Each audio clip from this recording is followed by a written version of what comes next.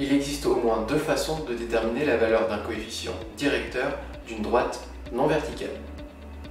Soit par lecture graphique, en comptant des unités verticales et horizontales dans un repère, je détaille cette méthode dans une autre vidéo, soit par un calcul à l'aide d'une formule. C'est cette méthode que je vais détailler dans cette vidéo.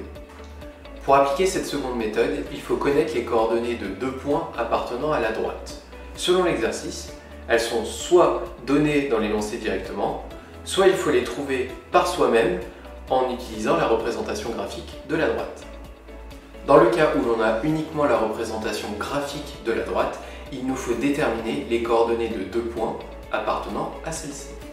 Si, en théorie, il est possible de prendre n'importe quel point de la droite, dans la pratique, il est plus judicieux de prendre des points à coordonnées entières pour se faciliter les calculs. Dans la suite de la vidéo, on nommera A et B les points que l'on a choisis initialement.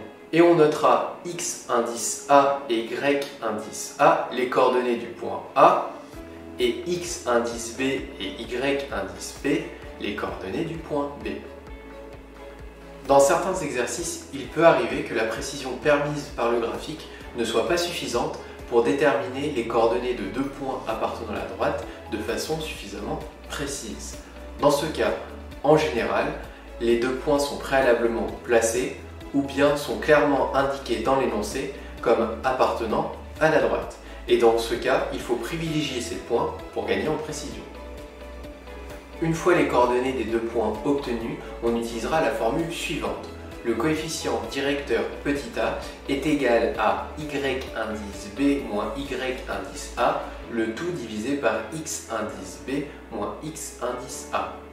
On remarquera dans cette formule que ce sont les ordonnées qui sont situées au numérateur de la fraction et ce sont les abscisses qui sont situées au dénominateur de la fraction.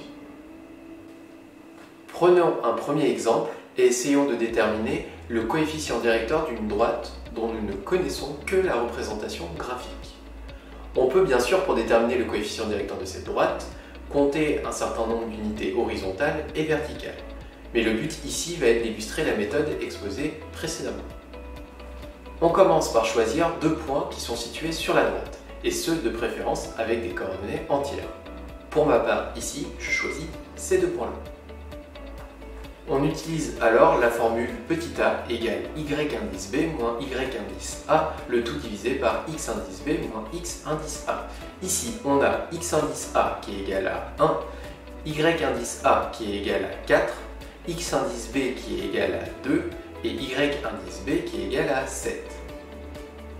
Je remplace alors chacune des variables dans la formule par sa valeur et j'obtiens que le coefficient directeur petit a est égal à 7 moins 4 divisé par 2 moins 1, ce qui me fait 3 divisé par 1, et j'obtiens donc que le coefficient directeur de cette droite est égal à 3. Concluons cette vidéo par un second exemple. Supposons cette fois-ci que l'on ne connaisse que deux points A et B par lesquels la droite passe, et cherchons à déterminer son coefficient directeur.